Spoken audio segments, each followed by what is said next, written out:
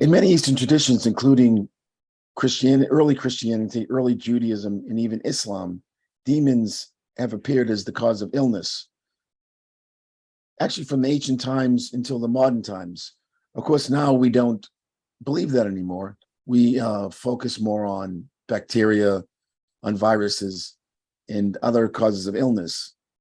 But there are still those in the healing community that recognize the spiritual dimensions of many diseases. Asa Hershoff is one of them. He's an amazing healer and spiritual teacher. He specializes in natural healing and homeopathy, but he's also a Tibetan Lama. He spent 3 years in a meditative retreat and also fulfilled all of the training, which is pretty intense, I understand, to become a Lama. And as a Lama, he's known as Lama Jinpa. Actually, I'm gonna repeat that again. I'll edit that out. So his Tibetan name is Lama Jinpa. Did I say that right, Asa? Yes, Naljor just means yogi as opposed to Lama, because right. I don't want to put on airs or affectations that I'm a Lama. Actually means guru. Guru. So you are a guru to many students and also a healer. As my old teacher, right. So I'm going to bring Asa on.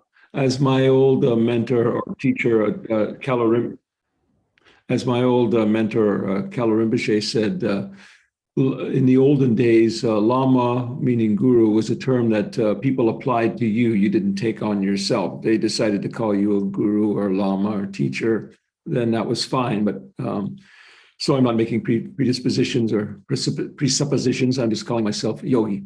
It's good enough. That's good. That's great. And as a result, you see a lot of healing through the spiritual lens, which unfortunately nowadays is lacking. And I think it's something that we should go back to. And I know you've specialized in the role of demons, for lack of a better word, in the cause of illness, correct? And so tell me this, how do you define a demon? I think you froze. Uh-oh. We're getting some demonic interference, it looks like. Ace, you still there? Yeah, it looks like it. Yeah. Yeah, I'm here. I have a very. So we have Asa. He's calling me from Thailand right now. So, and I'm also overseas myself. So we're going to do the best we can with our internet connections. So Asa, how do you define? We just lost you. Yeah, we're back. Well, this is to be expected, not only due to the distance and the subject matter, I guess. Yeah. So in the West, naturally, we think of the demons as, we think of the Goetia, the 72 demons of the Goetia. We think of Solomonic magic. We think of negative entities. But what is the conception of demon in Tibetan cosmology? In the end, there's two things going on. Dharma, which means the truth, and one is dogma, which is not in a bad sense, but dogma is a guideline, a path, a set of rules, practices, and so on, in which you can navigate. If either one goes too far, becomes too excessive, if dogma is too excessive, now you just have a belief system without any real basis or experience. And if dharma goes too far, then you're just doing your own thing and making stuff up as you go along. I don't try to hold fast to the dogma, but use it as a basic outline, and then my experience speaks for itself. I never intended to get involved with, I suppose I did, because I decided to practice the Tibetan art of Che, in which you are confronting, or you're working with the entire spectrum of existence, from highest enlightened beings down to sentient beings, animals, creatures, and down to demonic forms of life who cohabit this planet. They may not cohabit this dimension quite, but there's a bit of an overlap there, obviously. And this has been the purvey of shamans for tens of thousands, we don't know, maybe 1,000 years, of specialists who are able to penetrate beyond the veil, can see beyond the veil, work beyond the veil, and deal with these entities when they're causing problems for the human realm. So from the perspective of Tibetan Buddhism, it's like every single indigenous cult was contaminated by modern thought, or for sure, with very little dharma in it. they understood that there are these non-human entities. That's what I call them. I don't have to call them demons. There's non-human entities populate our world, and beings that help to look after and maintain aspects of consciousnesses that dwell within nature and that are able to benefit us in a variety of ways when we interact with them. But even if we don't, they're part of the natural world. And this was very much part of the Neolithic and the Paleolithic and the Pleistocene consciousness. And every society before the so-called axial age, then you can have no understanding of something like non-human entities. And this is one of the great missing points, or maybe the core missing in medicine, is they act as if physics doesn't exist, energetic consciousness and intelligence of how the body grows, maintains itself. And in natural medicine, we have a tremendous appreciation of the beauty and the intricacy and the profound depths and intelligence of a living organism, of life in general. And that is truly missing, that respect of what we're dealing with here in nature, in life, is completely missing in medicine. So because of that, the idea of entities certainly becomes foreign. My interaction with non-human entities was not something I chose, but in working with patients over the last, they show up. And also in learning to be sensitive to energies, studying with Dr. LaPlante for 13 years, my mentor, all my work in Buddhism, developing the kind of sensitivities or psychic abilities, if you want to call them that, whatever they call them these days, empathic healing, it's a buzzword now. Learning to be able to look at that, listen to that, know about that, direct cognition of that, the same as you would be have cognition that the sun is shining and the grass is green and so on. These kind of developments, internal developments, just mean that that's another part of your spectrum of understanding, of perception. And so entities are a reality, and you can of course ignore them, just as like we ignore a lot of different things in our environment and in our world. But they are the single biggest, I would say, unrecognized factor for sickness, and not only sickness and pandemics and everything else, but for lack of thriving in life, lack of success on a physical level, on economic level, social upheaval, political madness. All of this relates directly to entities, without question. And so we are maybe in history has ignored even rare so-called of Western civilization, Egyptian, Greek, Roman. They still had a tremendous appreciation of this, even though maybe they were, going to soothsayers and they were going to the wizards and so on and so forth. But really, it was those Middle Eastern religions, Judaism, Christianity, Islam, which not in Asia, it didn't happen. They still kept a connection with the shamanic, with the energetic, with the idea of entities and the idea of the intelligence of nature. That is still part of those religions, even though they do have the dogmatic aspect that is, similar to those other religions. But Christianity and so on, even today, you can look up books, especially books on demonology, which Christianity really has almost cornered the market, where they'll tell you, oh, don't have any Buddha images or Hindu images because that's where demons like to live, and don't use homeopathy and other forms. They have a whole dogmatic list of false assumptions about what constitutes a negative force or entities and so on and so forth. And this comes from being disconnected from the reality. And you can't really talk about demons without talking about non-human entities as a whole, which I would say, maybe you could say the majority of them. If I walk down to the beach, which is a few yards from here, the spirits are gorgeous. I mean, it's a wonderful environment. Things are flourishing. The vegetation, the sea, the sky.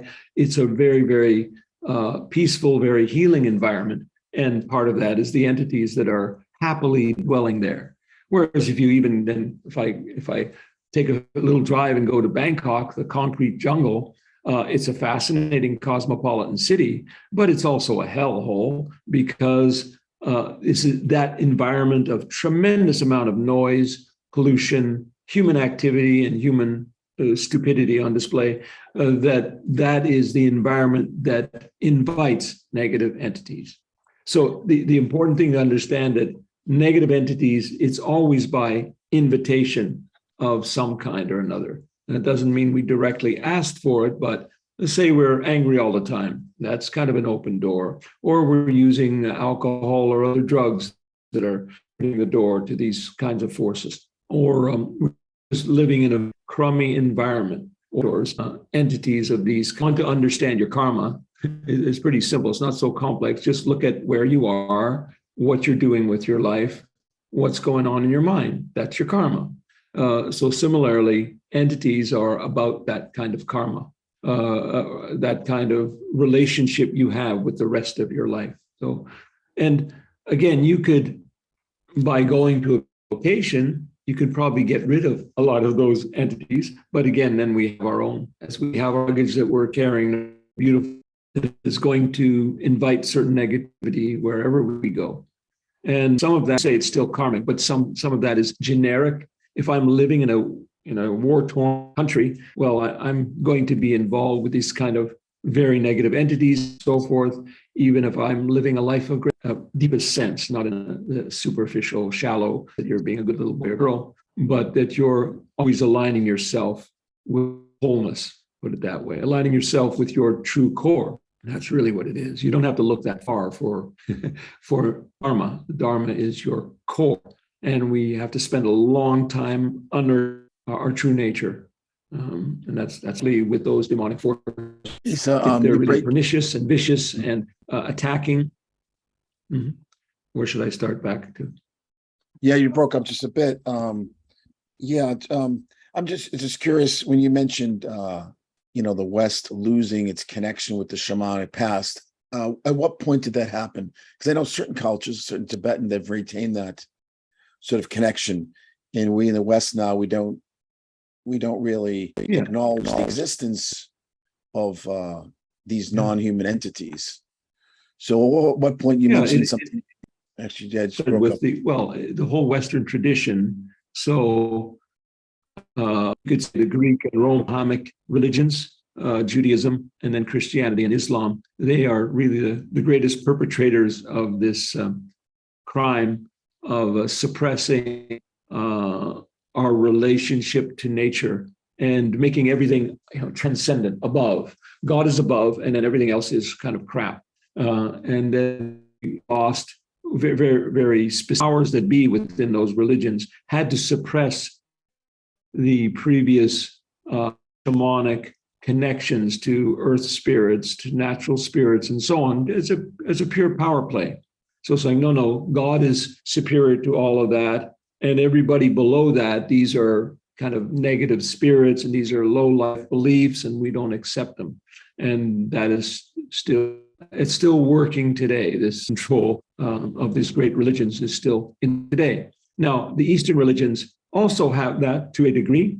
Side by side, they have the Tibetan Buddhism, for example. We have the dogma, we have ritual, we have the ethical and moral aspect, but then we have the Tantra. The Tantra is there so that we do have rituals where we're confronting and dealing with darker forces, where we're dealing with nature spirits and so on. And then I must say, as someone who's a veteran of Tibetan Buddhism, there is within Tibetan Buddhism, a tree lake, that these flowers are living consciousness. They they have no idea what you're talking about. So even though it is baked into Vajrayana Tibetan Buddhism, the individuals, and I would say most Western practitioners too, have not woken up to the fact you can and you must really want to practice Tibetan Buddhism, innocence of nature. Now, the practice of Che that I specialize in is maybe the only real message, the only real practice as a major part you're doing. You're trying to reclaim the land. You're trying to regenerate and redeem the land, as well as the beings that live in it. And Chupas were very famous. Che means to cut. They're very famous for being able to quell earthquake, perform all kinds of having a proper relationship. And if you go, I just came from Nepal, where you can just see the lamas, the Tibetan walking along, and they're just throwing their garbage on the ground or showing their candy wrapper on the ground and drinking Coca-Cola or whatever. So you see the tremendous disconnect there, or the dichotomy of they're following the spiritual path, but they've lost connection to the most important foundation, which is the living creatures here. So that's the basis of working with any negative entities, is you have to be able to appreciate the nature that's around us. Taoism has done much better that way. And for example, Japan, the indigenous religion from day one was the worship, you could say, or connection to nature spirits, even though it's become somewhat formalized, but still that is part of the religion, and that is crept into, that's part of the Buddhism, and part of the Shingon, and everything else is that inherent appreciation of nature. So it's a tremendous missing component in our consciousness, and it allows for the medicine of today and the pollution of today and the despoiling of our environment and the government of today and so on. So did you think that these non-human entities, they control things, or we control them? In other words, what percentage of these are actually human thought forms, like that we actually create, or are they separate from our consciousness? No, I don't subscribe to that idea. That may be true, that there are phantoms of our own thought forms, especially from bardo beings, people, or I mean, that's a big phenomenon within Tibetan Buddhism, beings that are in the bardo that then cause mischief to the still living, whether out of vengeance or out of confusion or loneliness or whatever it is. But no, they are actual entities. They are creatures within their realm, and they have their own complex society and culture and hierarchies and everything else, which is in Tibetan Buddhism. Of course, they've got them wearing certain kind of things and having certain kind of activities, all quite medieval, of course. They don't have, they can't conceive of these non-human entities having computers or technology where they dwell, and they probably don't, but because that's our own particular monstrosity. But yeah, they're quite a complex. I haven't tried to, and I haven't wanted to try to categorize it. There's many cultures and systems, even Tibetan Buddhism, that tries to categorize all these. The way I categorize them in terms of practical working with them is just the demons of the five elements, which is the book I'm writing about demons. Because in terms of practical work with these forces, even on a positive level, but certainly in terms of getting rid of negative entities, knowing which element they're riding in on or which they're mainly dwelling in is tremendously valuable. If it's an earth element or water element or a fire-based spirit or entity, then that really helps us to know what the remedies might be to clear it out. But yes, some are very benevolent, and some are just inherently vicious and nasty. In terms of the current pandemic, because I know you had sent me some questions. One was about the pandemic. When that first started, I listened in, and I saw quite clearly this iron fire dragon in the East Coast that had been awakened by what?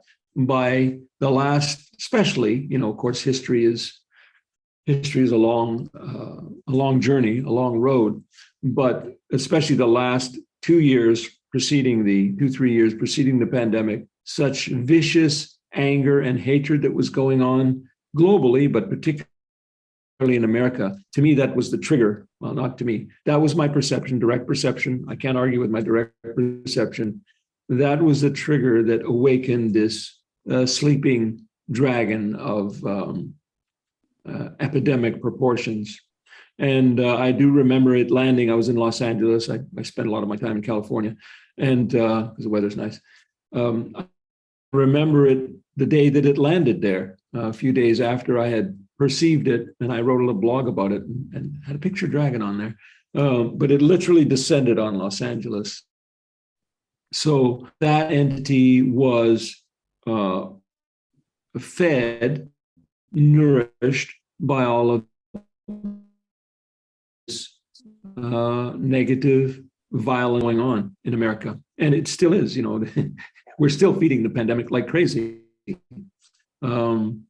Yeah, very interesting. And of course, demons in Tibetan Buddhism, they accurately say there's demons of location, there's demons of body, there's demons of mind, there's demons that affect you in different ways.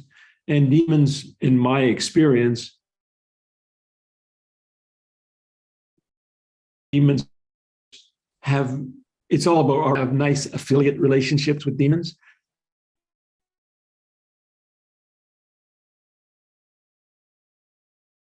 To the Asa, you just broke up. 1 second, we have to go back. They are, you could say, literally degree. Loud again? Must be your end. Yeah, maybe. I don't know. Let's see. Yeah, I just broke up for the last. Well, you mentioned. So you mentioned the demon of the pandemic. Was that the illness itself, or was it the crazy fear in reaction to the perception of illness?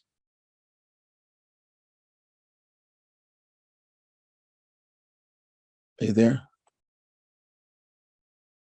Yeah, they're one and the same, aren't they? The mind state is certainly demonic, so they're one and the same. But most, especially viral illnesses, most viruses are a spirit of contagion, which people knew up until recent times. And I would say that the virus, which modern science cannot explain, it's not a living thing, it's not a dead thing. How does it have any ability to do what it does when there's no, it's just a nucleus with no cytoplasm. It doesn't have any right to be called a living thing. It's merely the cells, or you could say the residue of the demonic presence. That doesn't mean that I don't take vitamin C and olive leaf extract and gelsemium and other homeopathic remedies to clear it out. And actually, in fact, this is why some herbs and nutrients and so on work, because the demon doesn't like them. You know, we have this old idea of you put garlic around your neck to keep the vampires away. There is definitely an affinity and disaffinity between certain plants and certain demonic forces, which, again, that's been known for thousands of years, but is absolutely true. You know, they have certain plants like hypericum, St. John's wort, supposed to ward off the evil eye.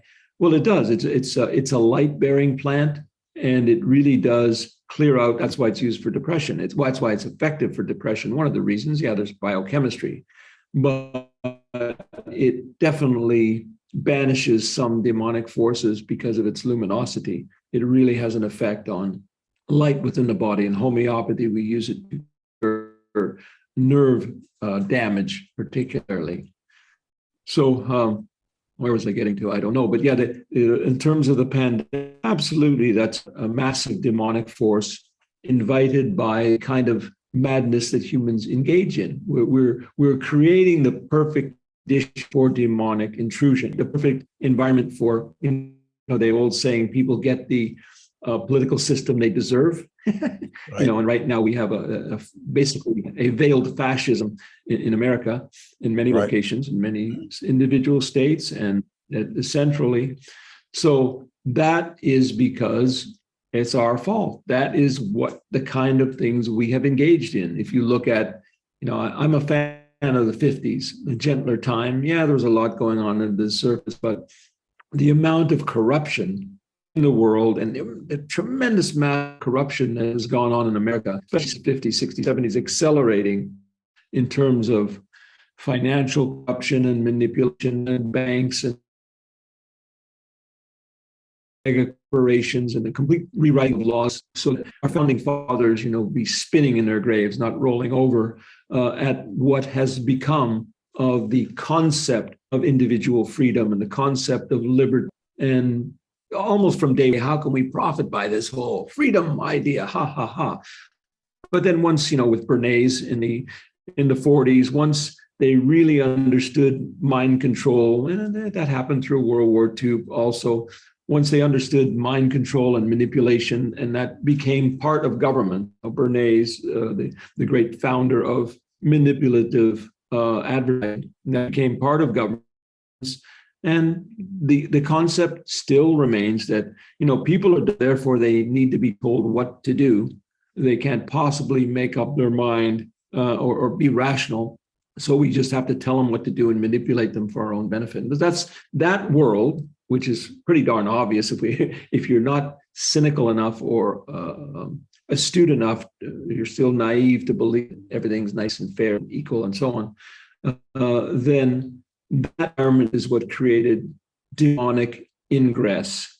And then, so it's what do you call it? It feeds itself. The more people are, more angry they are, and the more they're engaging in their own ness, there is gender dysphoria and all the utter madness. We can just read the news feed every day and see that people are completely off the rails. People are always crazy. This is something I've known since early youth, that human beings are insane. This is even one very great master, one of the heroes, Tongten Gyalpo, the madman, king of the empty plain. He said this, all old, he didn't say that one, some others, and the perfect place, Tongten Gyalpo said, to practice one taste or experiencing the unity of the universe is among the walking zombies. So there have been cynical beings like myself and probably you that understand that people have been crazy for a long time, but society kept a balance on that. We had proper suits and we had wearing white gloves and all kinds of things.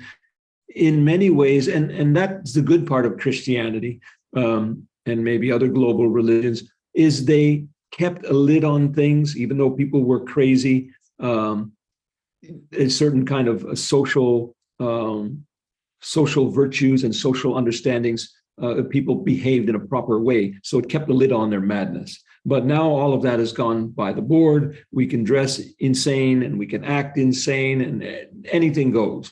And to me, a lot of the New Age is permeated by that, because it was infected with this anything goesism kind of idea. I just came back from Bhutan, where I lectured on chakras, not chakras, but chakras. And the title of I'm going to write a book. I am writing the book on it, but I'm sure it will get me in a lot of trouble, because it's called Chakras, True, False, and Secret.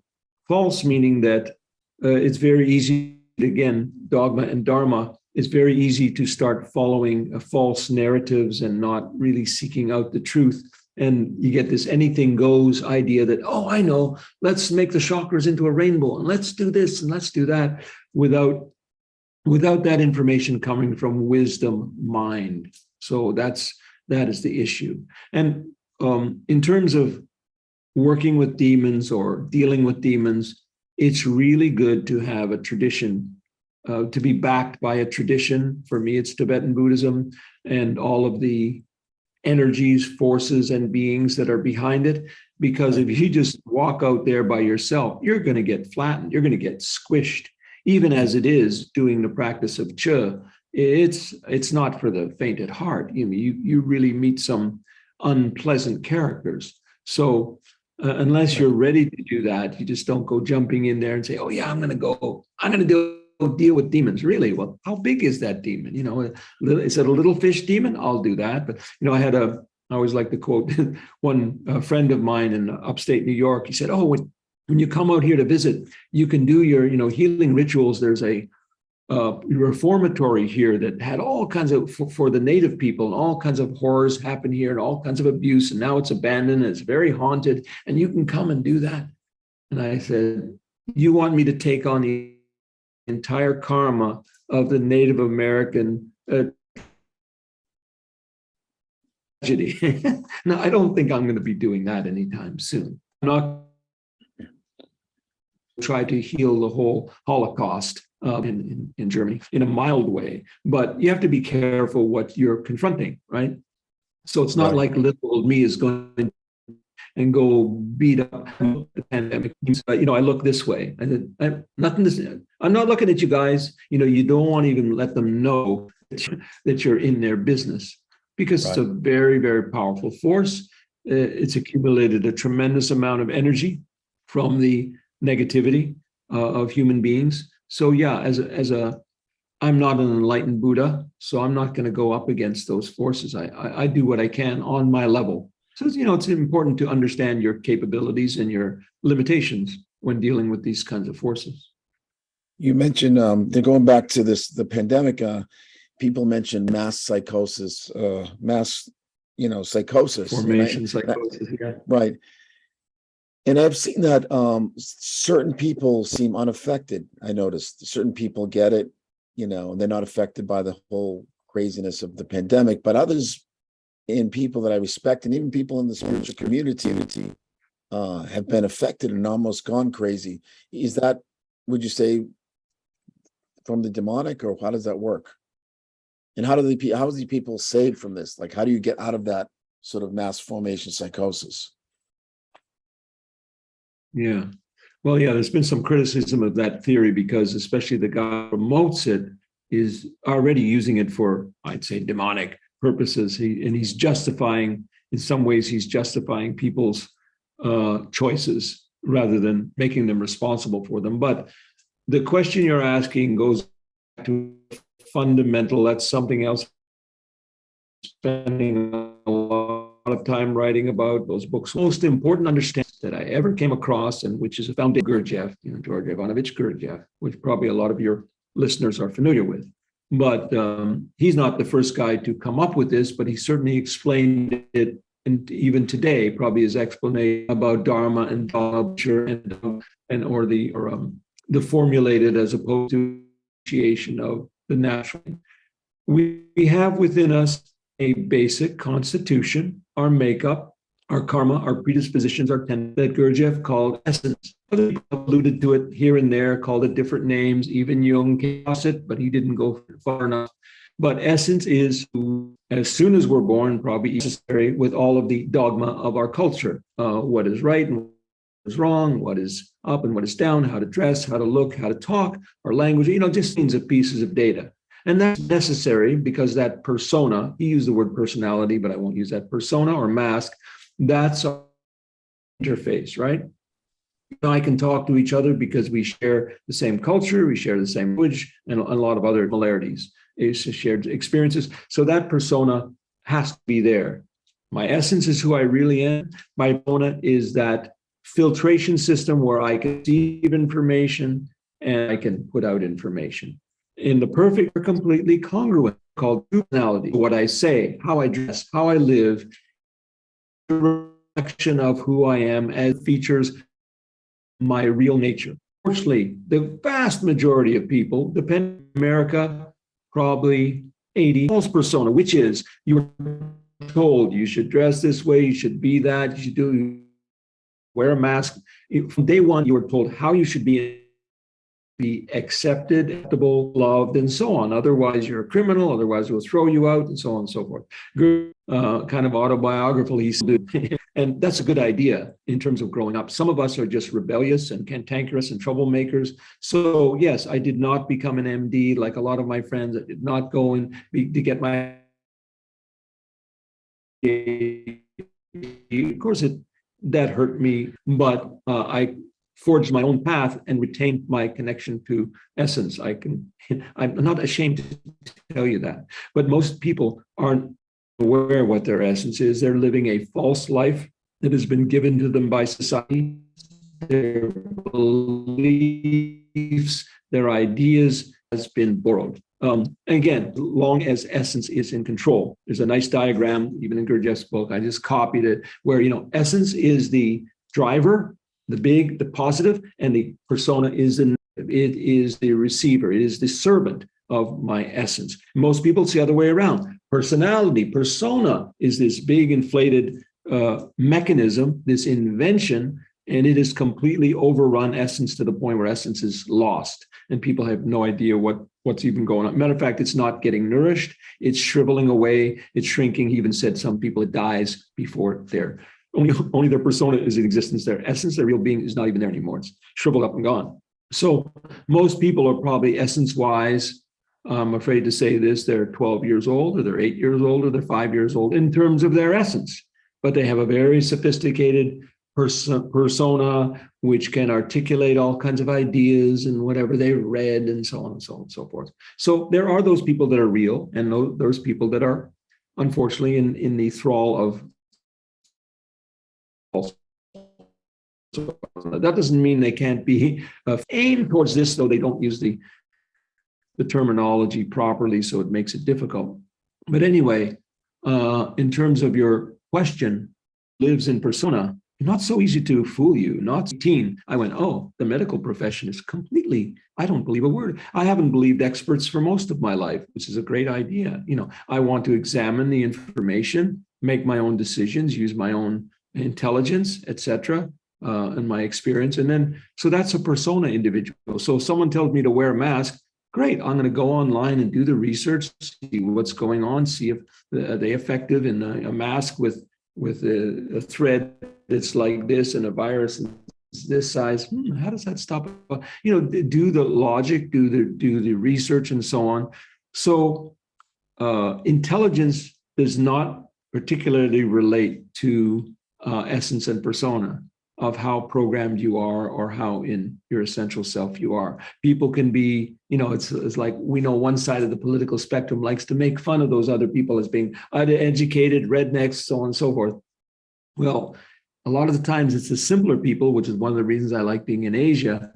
You get a lot of people that don't have near the sophistication. They're regular people, they're taxi drivers, they're cleaning the streets, whatever. They have a lot more essence going on. They're much more real than sophisticated New Yorker, Los Angeles, and so on and so forth. So the more you are in essence, the more you are unlikely to be as easily programmed or controlled or manipulated. Mind you, I have to say, I just came from Bangkok. 90% of people are wearing masks, which is heartbreaking to me because we know very well the deleterious, this will all be censored, I'm sure, health effects of rebreathing your own air. I always say, what's wrong with nature? Nature is so stupid. Biology is so stupid that we weren't born with this flap of skin over here with little holes in it.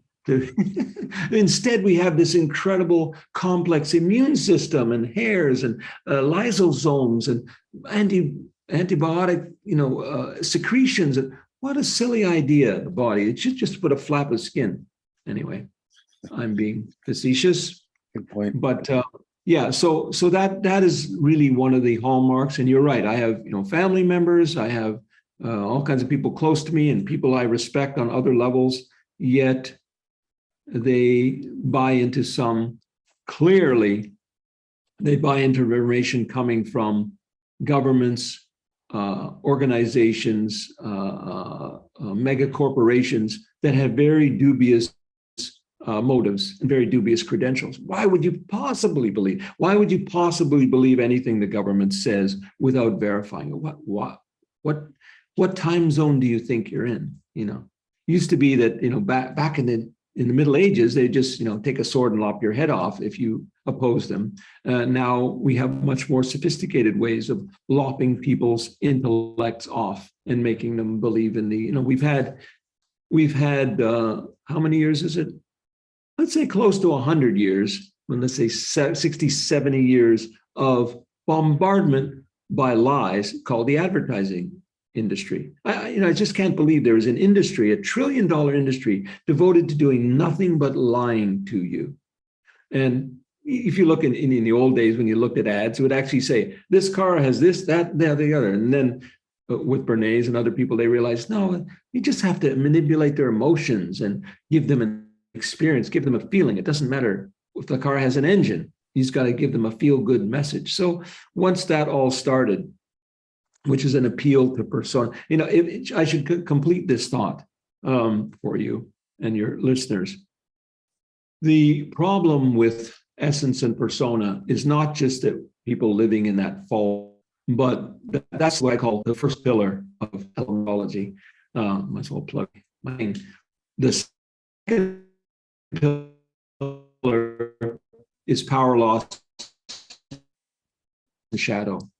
The way to live life is keep people in loss. What is loss? That's a disconnect from your essence. Now, the third pillar of psychology is the 5 elements. So we have our warrior, our fire part, which is ambition, direction, focus, justice, helping the underdog, all that stuff, just warrior. So if the warrior feels if the person's warrior is, or the warrior lost, Now they feel like they're weakling. They can't really affect anything. They don't know what to do. They don't have strength. They can be bullied. They can be pushed around, etc. They can be kicked. That is a state of loss. And all of advertising and most of what goes on in the news cycle is to put people in a sense of loss, a sense of deficiency, and a sense of inadequacy. You have to give them that. The other aspect of those three pillars, power, loss, and shadow. So if I'm in loss now, I feel like a weakling. I feel useless. I feel like I can't really have any power in any situation. Now, I don't know how to get back to power, but I could boss someone around who's less than me, or I could kick the dog, or I could be a big blowhard, pretend, et cetera, et cetera. So that's shadow, go into a negative pretense of some kind of power. So in these 5 different powers that we have 5 kinds of. The demonic is of their persona. The more you live within essence, the less you are can be victimized by entities, just the same as less you can be victimized by people, by corporations, by governments, by medical dogma, etc. So that's our sad situation in life. The only way to solve the problem is, of course, within, is getting our own house in order and returning to our natural state. I mean, essence, it's not very mysterious. If you just sit there, it's called mindfulness, I guess. But that's, it's called the McDonaldization of mindfulness. It's become a whole elaborate and economically useful system. But if you just sit there and don't think for a second, just using your senses instead, listening, experiencing your body, being embodied, that's maybe the fastest way to experience essence. If you just become embodied, and there's lots of great books on that, Feldenkrais, and there's many different books on body-centered psychotherapy, but without the dogma, just, and Daoism, actually, Tai Chi and Qigong go into that a lot more than Buddhism, for sure, or Hinduism, but just sitting there and being present to your physical organism, you'll find there's very few thoughts. If not, just keep doing it. And eventually there'll be lesser thoughts. Things will settle down like sediment settling in the bottom of a tank or at the bottom of a lake. And then that is a taste of essence. That is much more real than all of the lovely thoughts and ideas and concepts that we superimpose on ourselves. And also by being in essence, then we have a much clearer direction in life. I always say first comes being. From being naturally arises a vision of what I'm about and what I'm here. And from that arises action. And again, my Dr. LaPlante, power that he had and capacity, especially as a energy healer, what they call now an energy healer, but I don't know what you called them back in 1970s. But I said, okay, just tell me what do I have to do? Give me a system, give me a meditation, whatever. I'm following you. That's it. And he said, listen to what you just said. What do I have to do in order to be? If the doing comes first, now you're just doing a persona type of mechanism. And there's a lot of people who live in persona Buddhism, persona Hinduism, persona Daoism, even with thought. Thought doesn't mean it, but you're somewhere that is much more stable than the thought. Thoughts are just moving, whereas essence is a stable sense of your. It's like again. I love the saying, "Fix your mind firmly on a moving point." It's not like your essence is some kind of concrete stuck somewhere, but is an awareness. But it's always moving. But it is an awareness. It's a beingness. Maybe it's even shifting a lot. Doesn't matter. You're staying with beingness, whatever its flavor is of the moment. Its flavor might even be fear. Its flavor might be sadness. Its flavor might be a fatigue. But you're the awareness of aliveness. So that's probably that is the essence of Cha, really. The essence of doing this forth, because unless you have a sense of open spaciousness, then you by demons. They will just run over you and do bad. If they have nowhere to land, they don't stick to you, then there's no damage that can be done. If the demons are just like a chimera to you, or the whole of life is like a dream-like phenomena arising, then nothing sticks to your essential being. It's just phenomena arising. Good, bad, etc., are indifferently. You're no longer attached to the outcome of the phenomena. Phenomena just arise. Now, that's not just a mental attitude. You have to do a lot of practice for that to be a reality within you. It's not just a clever idea. Oh yeah, I'll just pretend everything. In this thing, it's so simple. It might take many, many years to get to that point where you are not a solid target for. But it starts with, strangely enough, it's a dichotomy. No, it's the word. Anyway, it's a situation where being present allows you to be, in some ways, transparent.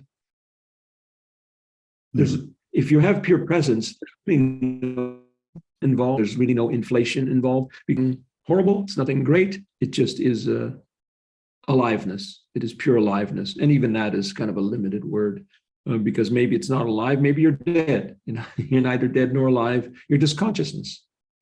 So that's it. Paradox. That's the word I'm looking for. It's a paradox that being present allows you to be less solid. Do you find that, particularly in the United States, there are certain areas, for instance, you've lived around the United States, including New Mexico most recently, that have, would you say, more negative entities maybe attached to the land? Oh, yeah. I'd like to travel, and even during the drove, I think in 1 year, I know, I think it was a year before, losing, the pandemic has kind of a lost time caps across America twice, all pandemic, I can't remember, but pretty recent. But that's an amazing experience to have, because you do get to experience, even though you're whizzing by 60 miles an hour, you do get the experience of the different energies. One thing you realize, of course, is most around America understand, is that it's a pretty empty country. You have these cities that you run into, and then you drive for hours and hours. It's just countryside, quite wonderful. Cities focus of tremendous amount of demonic force. Matter of fact, I remember when I first decided to really leave Toronto for good, my God, the entities there, it's like and New York's the same. It's like a giant LA, like a giant magnet trying to hold you in energetically, right? It just, all these forces don't want you to leave because they're feeding off you. Really, it's a big suction system, and you're feeding the demon of that particular city and locality and so on, and the demon organization. You have the big honcho. There's, in any city, you can walk around and you can feel the negativity of one area or another, all of those sensations, or even walk in a mall. You see one shop, you don't want to go in that shop, or it could be the feng shui, it could be the lighting, blah, blah, blah. It could be your subconscious emotional triggers or your memory, but for sure, it's entities that live in these areas. Entities live in certain houses you walk by, in certain areas, so in certain states, absolutely. I did not like, a lot of people love New Mexico because of the energy, especially up in Taos. Taos was a very positive energy. Santa Fe, not so much. What's just down the road from Santa Fe? Oh my God, what's the name of the next city down? Anyways, that was for many, many years, that was the crime capital of America. It still is one of the most crime-infested cities. So that kind of environment of criminality, that is a demon hotbed. But also, the life forms where life is much more difficult, like a desert, scorpions, and everything's trying to prick you or trying to poison you or trying to kill you or survive. Spiritual environment, if you can handle it, the other hand, it's a very often in areas that are more like look and very spacious and green and so on, and well cared for, especially well cared for by humans. Beautifully, people are cleaning up and making things nice all the time and beautifying nature. Then that's not that will attract positive entities.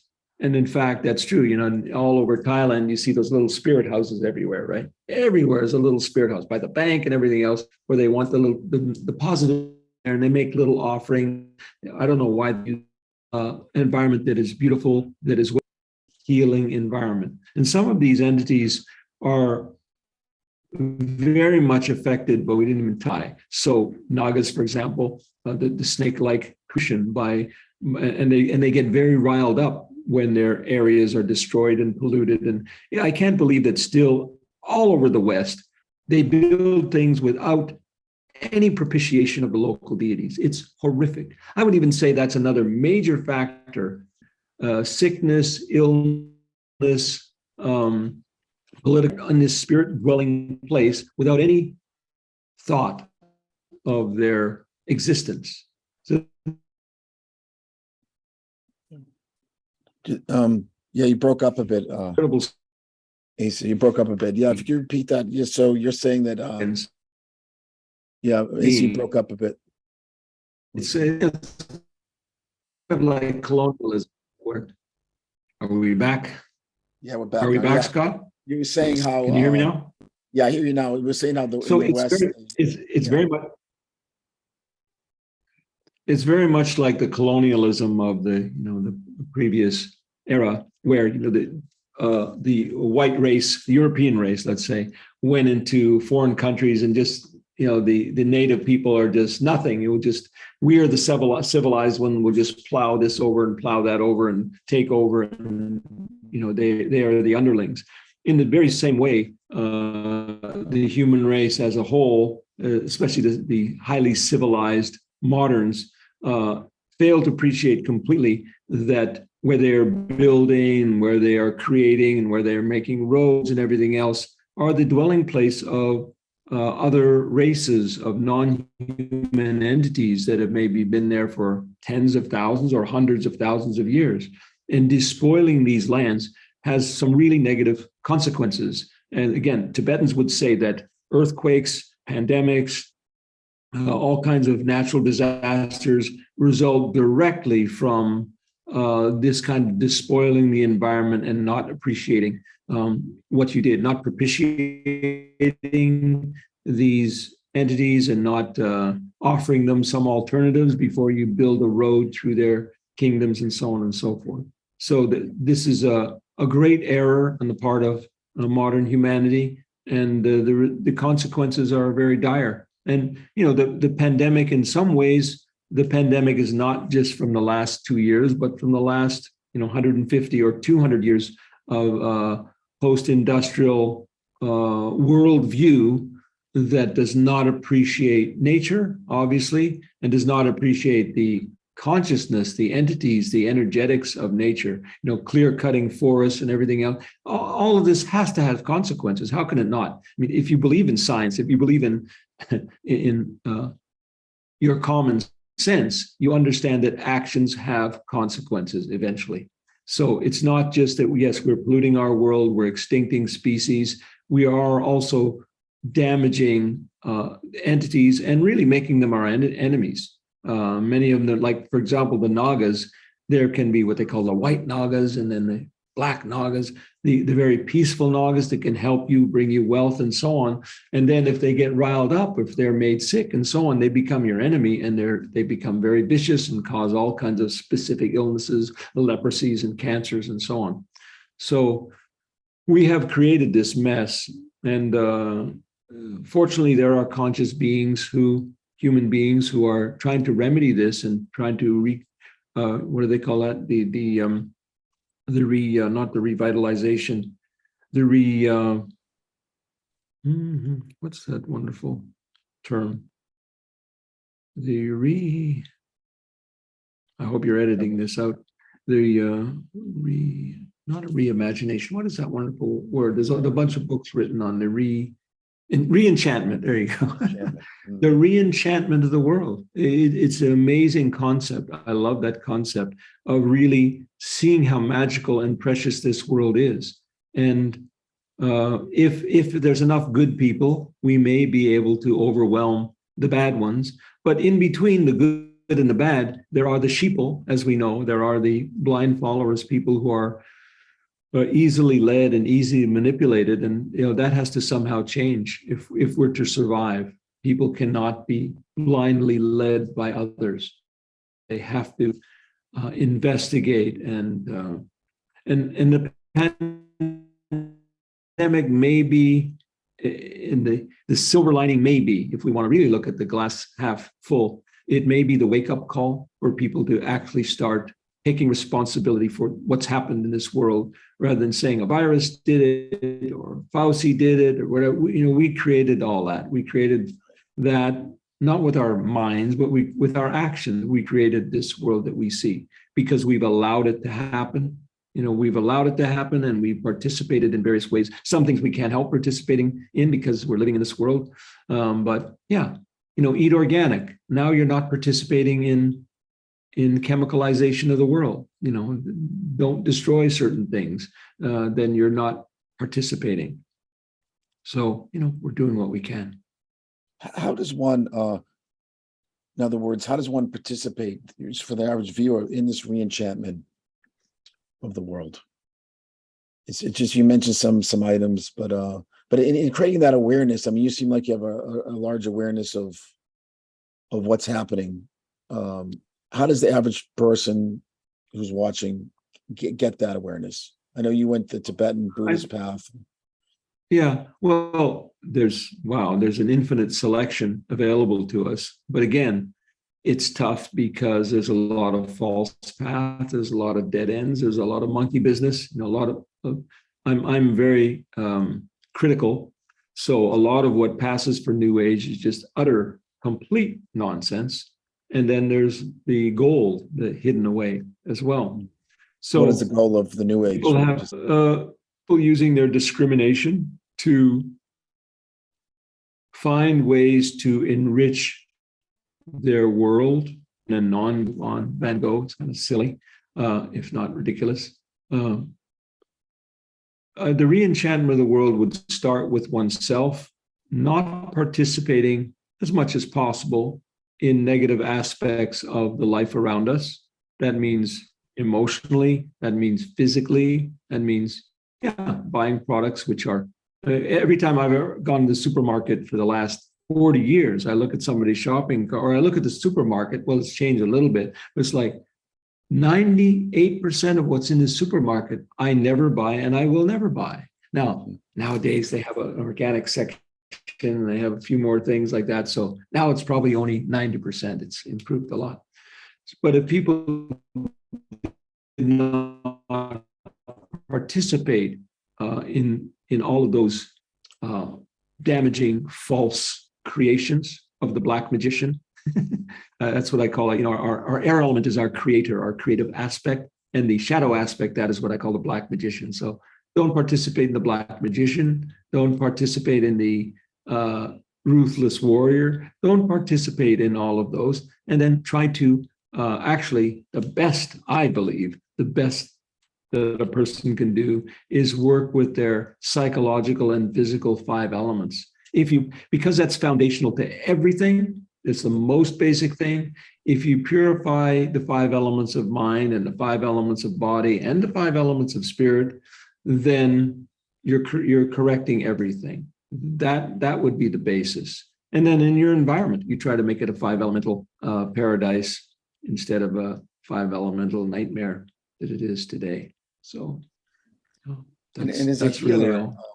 From a personal level, say if you're healing someone, what percentage of people come in actually do have, I mean, a lot of our illness is spiritual based, but like how would you deal with someone who does have an entity bothering them or creating problems? Sometimes for a lark, I count the number of demons that people have that I'm driving around or walking around. Probably the average person has anywhere from 6 to 15 demons, Wow. the average person. But they aren't necessarily causing major issues. So in terms of helping an individual, that there's so many different factors going on: physical, psychological, spiritual, and especially the demonic aspect. I may not be able to discuss that with all my patients. Of course, I see a cross section of everybody. They're not just believers, or this might be strange stuff to them. But there are very powerful ways of dealing with these entities. The most direct is just confronting them and say, piss off. You're not allowed to be around here. Sorry. The jig is up because I'm here and you better just scram. And then if you don't, then this is what's going to happen. In Tibetan Buddhism, they have a nice way of looking at it. They have and it relates to 4 of the elements: pacifying, enriching. So pacifying means, hey, be nice. Here's a cookie. Go. Why don't you just take off? The enriching is, look, I'll give it $400. You can go bother that guy over there. I don't like him. Go bother him. Just kidding. And then magnetizing or seductive, which is like, I'll tell you what, if you do this, I'll do this for you, and we'll get along and so on, and we'll find a way to work it out. And then destroying. So if none of that works, all right, I'm going to just conk you in the head, and that's it. I've got some really big brothers over here. In Tibetan Buddhism, we've got a lot of really. If you think your magic is good, we got some really big positive spirits that will flatten you. So that's a big part of Tibetan Buddhism. They spend a lot of time on what we call protectors. And the same, many different forms of Buddhism have that. This exists within Shaivism. And I think it exists also within Christianity, though their protectors are not as wrathful looking. You could say certain saints will protect you, but we have the peaceful saints, and then we have the very wrathful saints that, and actually, in fact, some of these are considered to be, they were like world-class demons that then were brought over into the Dharma by the Buddha or by some other very realized guys that, look, why don't you follow the Dharma and become my student and blah, blah, blah. And then they eventually achieved enlightenment. Whatever the case may be, whether they're just a manifestation of enlightened energy or they are a demon that was redeemed and brought into the fold, either way, they're very, very powerful conscious forces of light. And so you basically sick them on. I guess that's the importance of having a tradition. Right. And it works. It works. True with a little. Yes, that's right. Yeah, interesting. What about the Purba? Yeah, I know we were talking a little bit about that. Do you ever use that? Anytime I have an illness, immediately I start doing mantras and visualizations and so on to invoke these spiritual forces within me. I work on my own elements, and also outside of me. It's like asking for extra help, which is, it's a reality. It's not in your mind. These forces do exist, and enlightened forces do it. Human beings have been working to create their own light bodies and become enlightened for a very long time. So those forces are available on this planet. Then there are pure realms, and there are vortexes where these enlightened forces exist, and you can call on them. They don't necessarily, it's interesting for me anyway, they don't necessarily hang around waiting to help you. You sometimes you have to knock on the door, right?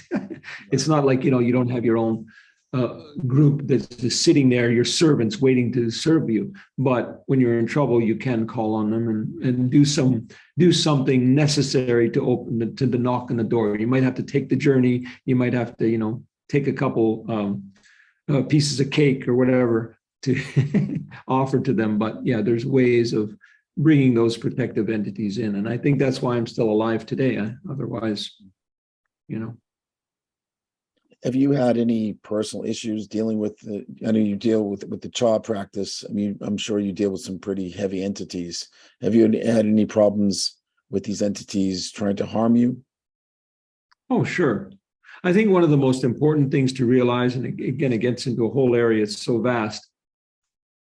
People, as we said earlier on, people can be completely overtaken by demonic forces, and people can just act as a lightning rod for negative entities. And you can sometimes just see it. A person is just like, wow, what they just did is like, did some demonic force overtake them that Chris, what was his name, went out and slapped Chris Rock? Oh, right. It's like, if you have a certain anger or a certain whatever, that is an immediate opening, a lightning rod for an entity to come in. And the entities, a lot of entities want nothing more than to have a human channel, to have a human process. They want to be part of the human realm. You know, it's nice to be here, but many of them are extremely vicious, mischievous at the least, and if not, then totally vicious and hell-bent on destruction. So the more they can find a person that is corrupt in a variety of ways, maybe they're very greedy, maybe they're very power hungry, and these kind of alliances are everywhere. So I would say by far I've had more problem from people who are channels of demons than I have directly from the demons. And usually in that case, not all usually, but sometimes you have to go to the source. You have to go, well, I mean, I can deal with this person, but they're just a puppet. They're just a tool. I better go to the big honcho that's running this thing. And then I've had to try to trace back to what demonic force is working through that arsehole to then impact me. And again, it may not be completely personal. I just might happen to have been in the wrong place in the wrong time, because that destructive individual or demon, they're just looking to cause problems, whoever happens to be there. But it is also true, as I'm sure you know, Scott, beings of light, that makes you a target. If you have a certain luminosity, they don't like it. And the bad ones, they don't like it, and they will likely to come after you. Absolutely. So a certain amount of vigilance is required. And that's why you're supposed to do protector practices every day, right? Every morning and every night, because it could be a daily occurrence. Which protective practices do you recommend? I know you work in the Tibetan Buddhist realm, but is there any particular practice? That depends on the person's tradition. You know, we got some demonic construction. Construction follows you everywhere in Asia, but me particularly, noisy construction will follow me anywhere from what they're doing out there. I can't hear it. Yeah. But again, see, this is such a beautiful, peaceful location, but people produce these noise machines. Oh, I think that's the train. That's okay. Trains are okay. They produce blowers of mine, the ones that follow me noise around. And pollute. You know, they're very disruptive. Yeah. Of these machines that people produce, and they're actually, to me, they're demonic sounds. The sounds of saws on concrete, which is a big sound, and they build the buildings out of concrete here and in Nepal. Just build it out of concrete, and then they saw into it with it's a horrific sound, like banshees. But anyways, as far as protector practices, well, that depends on your tradition. You can use Christian saints, and you can use the Tibetan. But in Tibetan tradition, there's a requirement that you have empowerments and that you study. You can't just open a book and do that. It won't be very effective for you. Not that those entities wouldn't probably like to help you, but you need to go a little deeper into the tradition. So it's not like, open up a New Age book and pick out the angel you want to protect you. That's kind of nonsense to me. You have to develop a relationship. Protectors is really about relationship. You develop a relationship with that protector, and that's it. And the stronger that relationship is. When I say relationship, what kind of relationship do we have with people? We respect them, we care for them, we appreciate them, we have gratitude towards them, we have a sense of friendship. Sometimes we have a sense of awe because they're so amazing. Maybe they're so elevated that we're mind blown by it. So it's the same thing as with a human companion. We have that kind of, I would call it an appreciative regard towards them and what they're about and what they have accomplished and what they do accomplish. So that would be that attitude is the most important thing, rather than saying, okay, you go, I know within magic you're supposed to control these lower demons and so on, that's not a protector. This is more of a, as I say, a relationship or a friendship where that bodyguard is going to help you when you're in trouble. So yeah, and even you will find that it becomes automatic enough that even, for example, in dreams, I've had dream situations where a protector showed up and got me out of a difficult situation. Or again, we're getting farther afield, but as you know, in life, there's a lot of signs. The more you're in tune with essence and in tune with nature, the more there are significant signs. For example, I downloaded a couple movies recently to watch, and last night decided to put one on. And I forget the title of the movie, doesn't matter, but the production company that came on immediately, right across the screen, big red letters on black, 6 demons. And I had 3 or 4 other of these things showing up before our talk.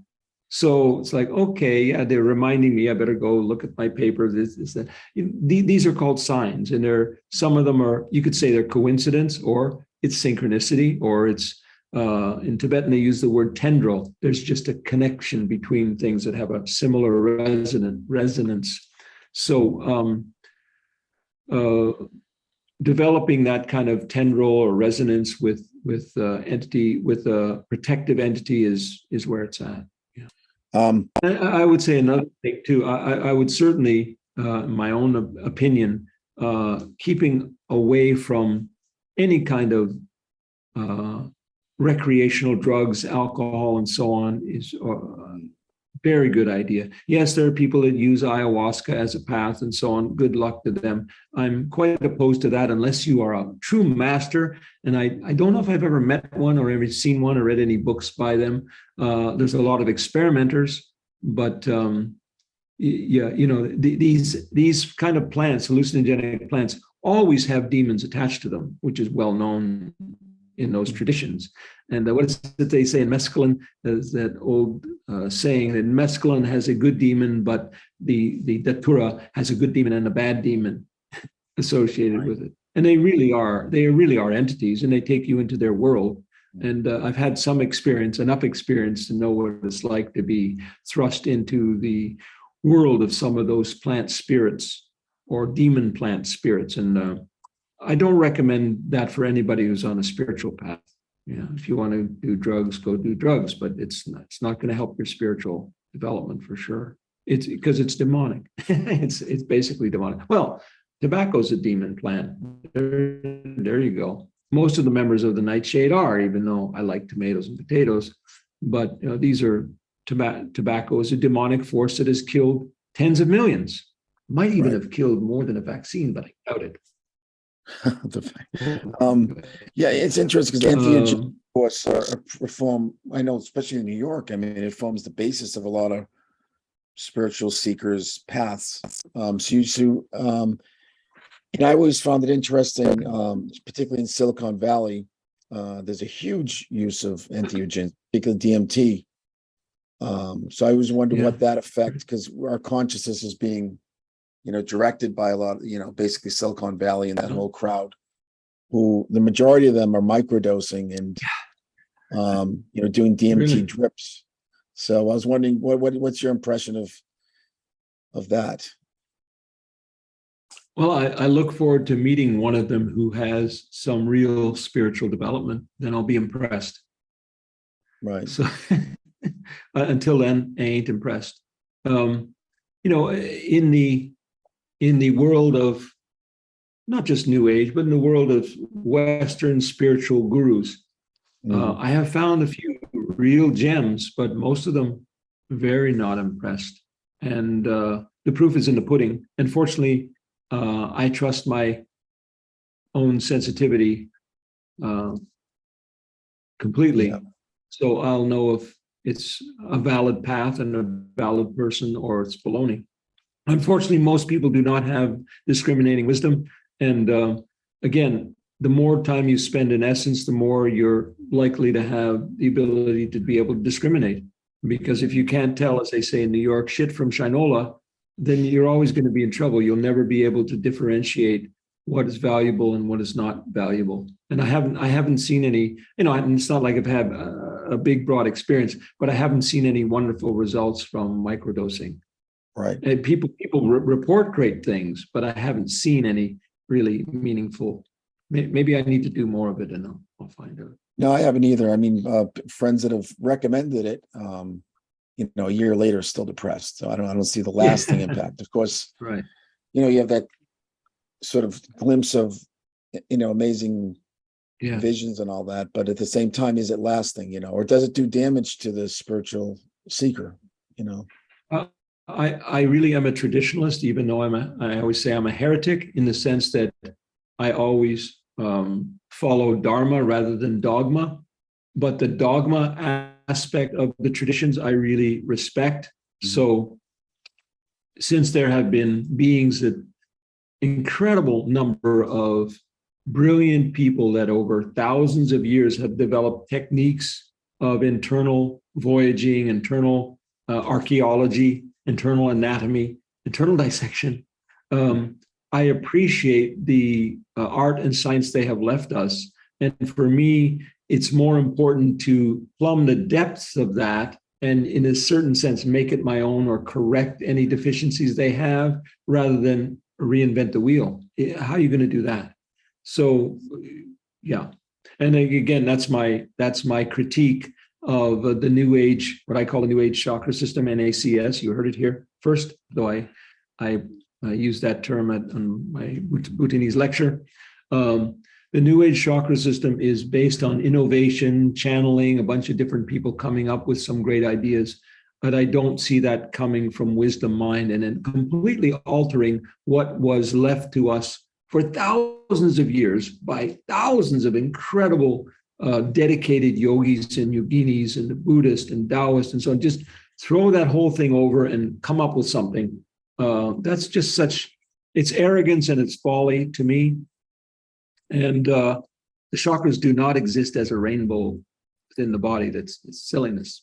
And if you read, there's a wonderful book by Leland, Leland, and he, even though I think he drank the Kool-Aid and he kind of believes in the New Age chakra system, he does outline in an exquisite way, exquisite reporting, investigative journalism of all of the hundreds of people involved with slapping this thing together over about 108 years, I think now, that the New Age chakra system has existed. And it came to full fruition in 1977, actually, according to him, which I think is accurate.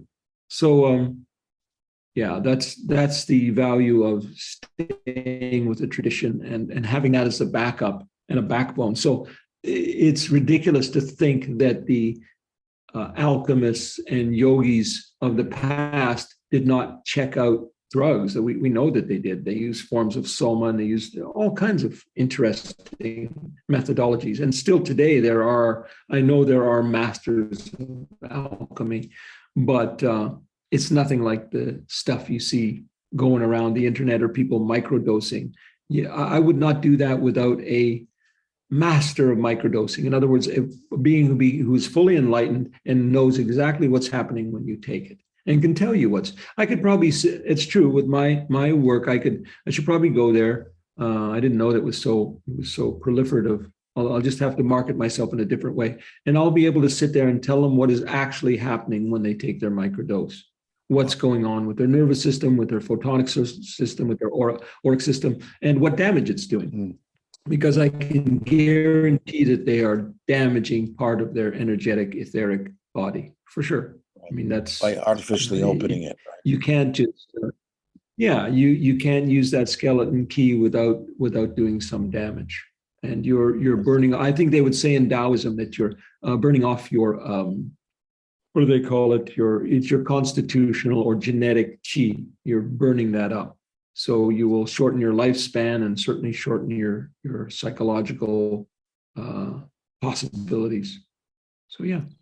So you say each of these entheogens. It's such arrogance to not seek out somebody who is a master at this, if such a being exists. Yeah, go to the far ends of the earth and find a person who is a master alchemist who can mix a potion for you that will really help your spiritual process.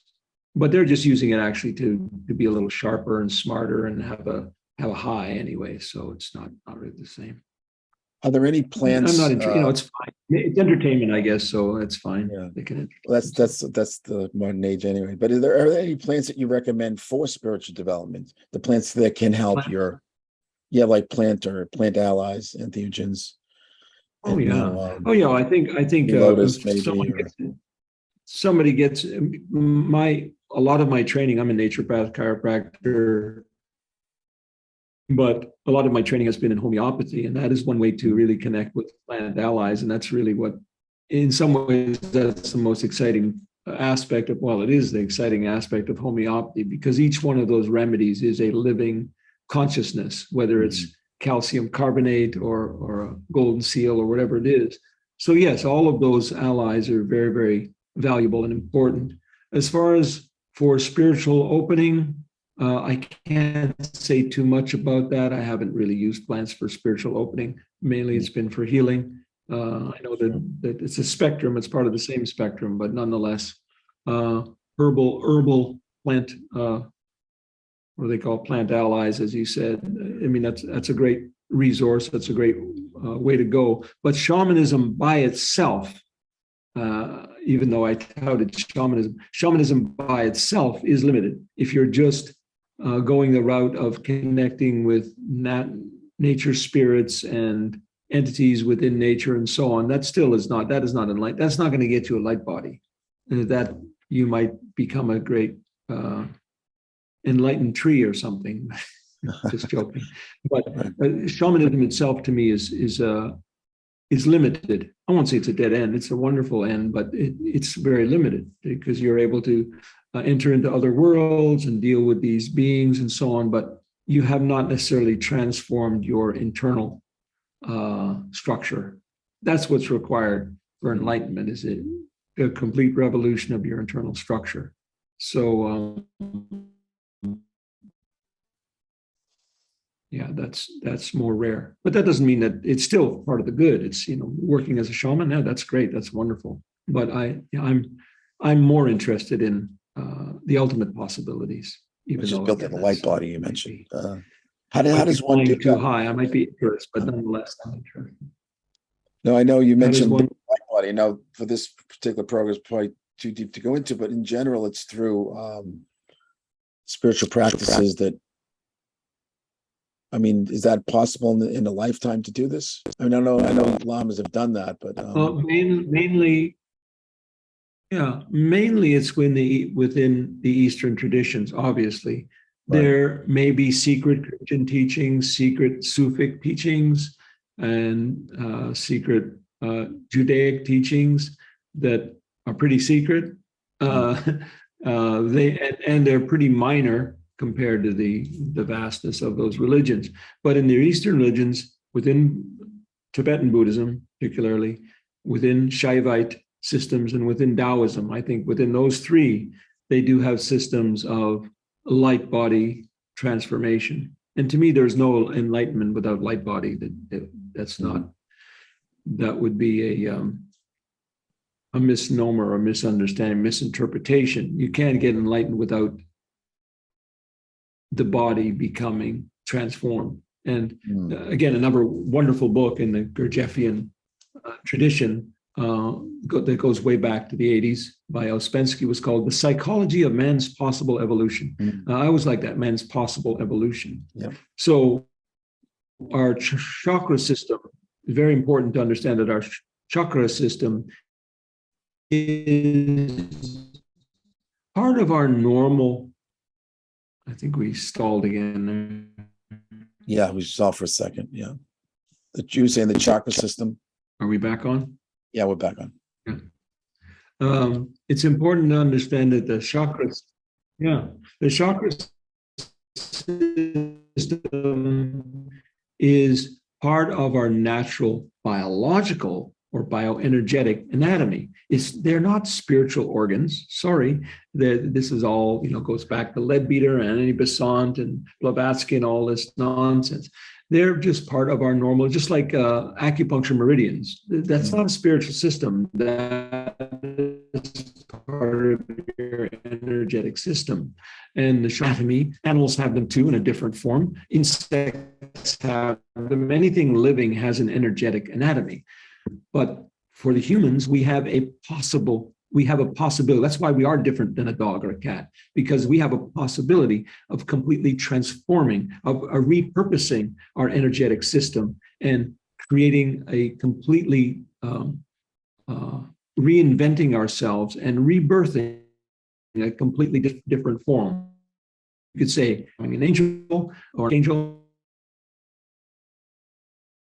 or something along those lines, or having a secondary body, a spiritual body that is not inherently or is not ours by birth.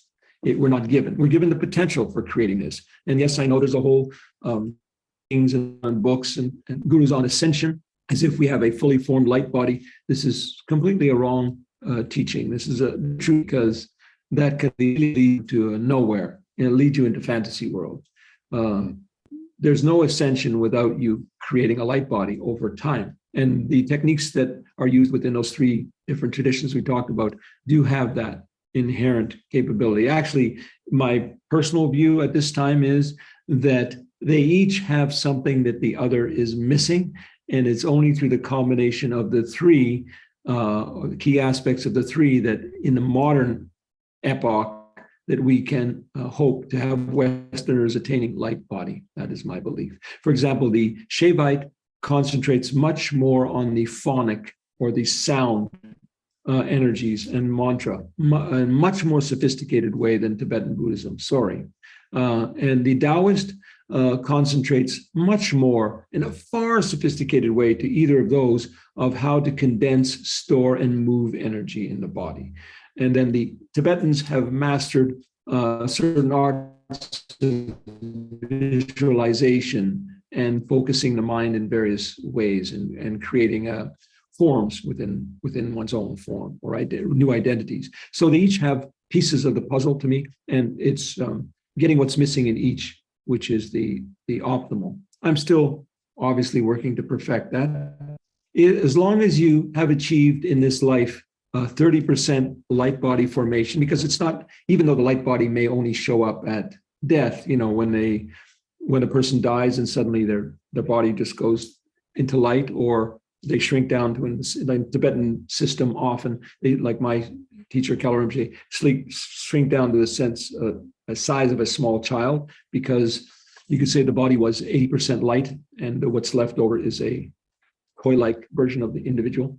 There's different ways that this light body happens, but as long as you, in my theory, my concept, my insight is that as long as you have developed 30% light body, then there is something that can reincarnate into future lives in this very brief time we have, and continue your evolution through various lives. Another Gurdjieffian piece of the puzzle that I accept is that reincarnation is not a given. You have to, even for that, you have to strive and achieve a certain level so that there is something that can be transmitted. If your whole life is persona and your essence has remained completely unformed and undeveloped, there's nothing to reincarnate to anywhere.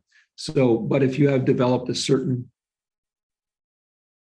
condensation of photonic anatomy within yourself, a certain photonic structure, then consciousness, that's a vehicle which then can reincarnate into another body. So as long as you're at 30%, you're okay. Well, it sounds like probably one of the most important things we can do. You can have all your readers just write. All your readers can just write in and ask me what percentage light body they have developed, and we'll give them a readout. Just it's okay. You're over 30. You're over 30, Scott. So you're okay. You're over 30.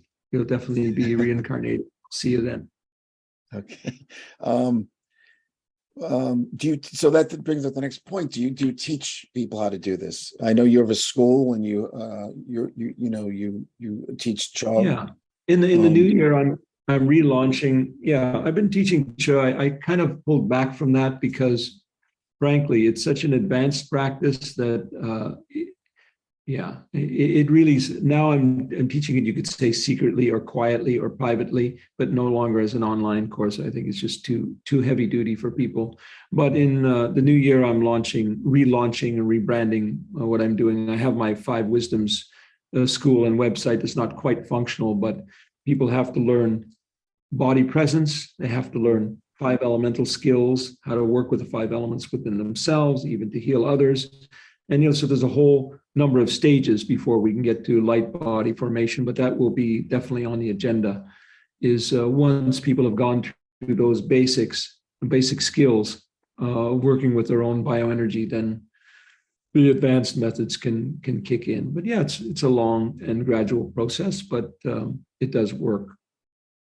That's wonderful. Now I'll put that on there on the YouTube link. That's great. Wow. Well, it's been a fascinating conversation. Excuse me? Yeah, it's really been fun. Yeah. Well, I look forward to taking it myself, actually. It's, absolutely. Yeah.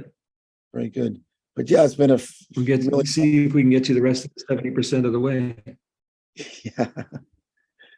Well, it seems to me, it's particularly in these times, it's the most important thing you can be doing is building that, light body and getting ready, preparing for the ultimate, our transitions and all that into the next realm. You had mentioned that I did the traditional 3-month retreat, and people say, how did you do that? Just completely cut off from the whole world and society and electricity and everything else. And the answer is quite simple. There's something called the 4 thoughts that turn the mind towards Dharma. And the most important of those is impermanence. If you meditate on impermanence, then suddenly you have a whole different set of priorities. If you constantly realize, I'm only here for a short time, I'm going to die, whatever I have attachments to, that's going to be gone, could be gone in a day, whatever moment I'm enjoying right now, that is passing by, I'm continually in the state of impermanence and transition, then you start to realize, well, the only thing that can withstand this tide, this storm, this continual waves of transition is to have something that is lasting, permanent, and you could say eternal in that sense, or at least has a lifespan of the sun. That's a good goal. That's far enough for now. Wow, that's great. Because if you become a light being, you will have the same lifespan of the sun, and you also have the possibility of going beyond that and have the lifespan of the galaxy even. But of course, you won't be a person as we describe or as we experience ourselves now, fortunately. Fascinating. Well, Asa, thank you very much. I think it's been a fascinating conversation. Look forward to chatting with you again. Maybe we should do a whole separate show on the light body. That would be fascinating. But absolutely. Yeah, well, I look forward to also taking your course. So, yeah, well, thank you very much. And I look forward to meeting again, my friend. Absolutely. Look forward to when you get back to the States. Take care.